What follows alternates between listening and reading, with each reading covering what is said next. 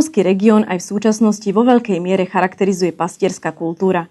Chov dobytka a oviec mal výrazný vplyv na charakter ľudovej výroby.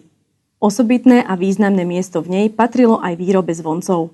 Oblasťou, kde dodnes pretrváva zvonkárstvo v takmer pôvodnej ľudovej forme, je Zázrivá. V súčasnosti sa v zázrivej výrobe zvoncov venuje rodák z osady Biela Stanislav Otruba, ktorý patrí k najvýznamnejším zvonkárom na Slovensku.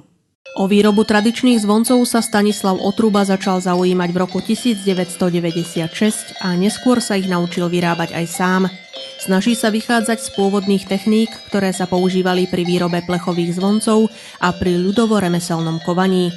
Je zaujímavé prizerať sa, ako zručne zhotovuje tzv. Suliare a klepáre.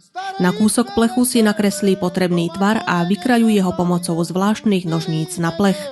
Potom ohýba plech na vydlabanom pni a pomocou dreveného kladiva a vhodného zveráka dáva zvoncom konečný tvar.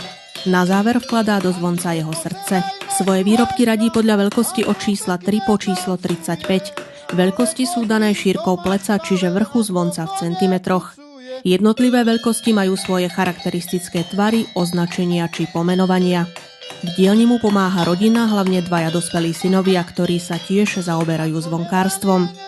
Cieľom Stanislava Otrubu je urobiť zo zvonkárskeho remesla produkt vidieckej turistiky. V rodisku osade Biela, kde vybudoval Vyhňu, chce pokračovať v tradícii zázrivských zvonkárov. V budúcnosti plánuje upraviť priestor Vyhne tak, aby mohla byť k dispozícii návštevníkom, turistom, ktorí vyhľadávajú staronové tradície. Pán Stanislav je nielen majstrom kováčom a zvonkárom, ale výborne ovláda aj hru na drumbli a zvonkohru. Nájsť ho môžeme aj na rôznych jarmokoch, vianočných trhoch a remeselníckych výstavách, ktorých sa rád zúčastňuje. O jeho stánok je vždy veľký záujem vzhľadom na kvalitu výrobkov a zaujímavú prezentáciu jeho remeselníckeho umenia. Čistú vodu pijem, kúska chleba nemám, ešte si zaspievam.